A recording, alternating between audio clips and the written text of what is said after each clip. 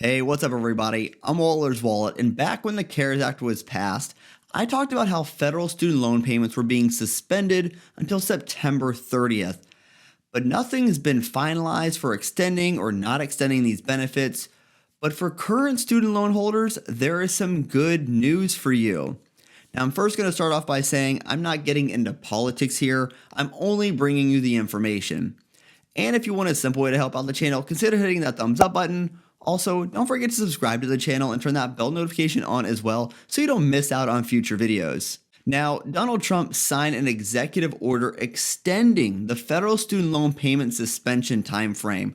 So let's take a look at what this means for current student loan holders. Now, this executive order is going to affect federal student loan holders. This does not include private student loan holders. Now, some states have offered relief for private loan holders, and I did do a video on that, and you can watch that video right here if that pertains to you. So what does this executive order do for your student loans?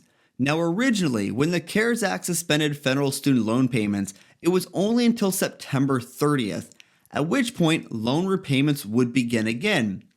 But now this executive order has extended that payment suspension through December 31st of 2020. And I think this is great news for loan holders who are in a tough financial situation. And to make this even better, your federal student loans will stay at a 0% interest rate and will not be accruing interest while your student loan payments are currently suspended. Also, since payments and interest are suspended, these non-payments won't be affecting your credit score, and it won't affect your loan forgiveness qualifications either. Now, I do remember when the CARES Act was originally passed, there were people being reported for non-payments, and this should not be happening. If this does, be sure to reach out to your lender and have them correct this, because this should not be happening to you. Now, what about those people who are on income-based repayments or public loan service forgiveness programs? Now, a great benefit for those people who are in these programs is that these suspended payments counted towards your 120 payment repayment period with the original CARES Act. And this executive order does not make any mention to stop or discontinue this.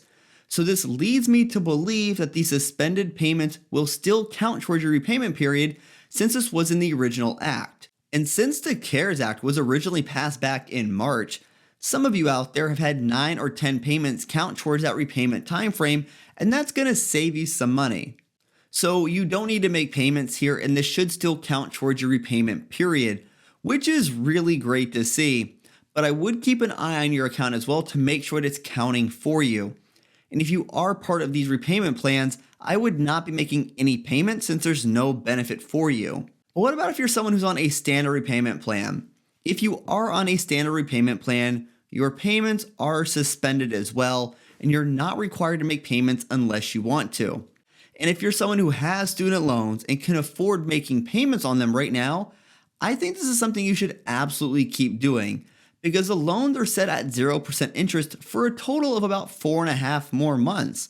And this can be a great way to pay down those loans faster and free yourself from that student loan burden because these payments are going to go towards your principal and interest that has already accrued. And if you can make extra payments, you can direct that money directly towards your principal as well. But if you're someone who can't afford it, then take this extended time and use your money where it's going to benefit you most.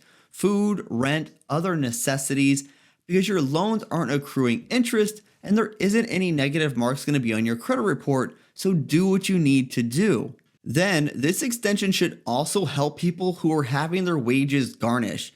Because since wage garnishing was suspended during the original act, and there's no mention of this being discontinued, then I would believe this is being extended as well. Again, keep an eye out for this, but this should stay suspended through December 31st of this year. Now, I was a fan of the student loan payments being suspended when this originally happened because it helped people who could be in a tough financial situation and they could use the money to pay for other necessities.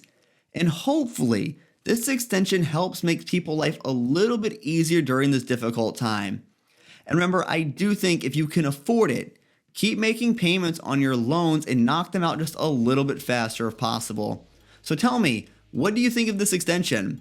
Hey everyone, thanks for tuning in this video. If you want to help support the channel, take a look at the links down in the description below. And if you know somebody that could benefit from this video, feel free to share it with them. And until next time, safe travel and take care.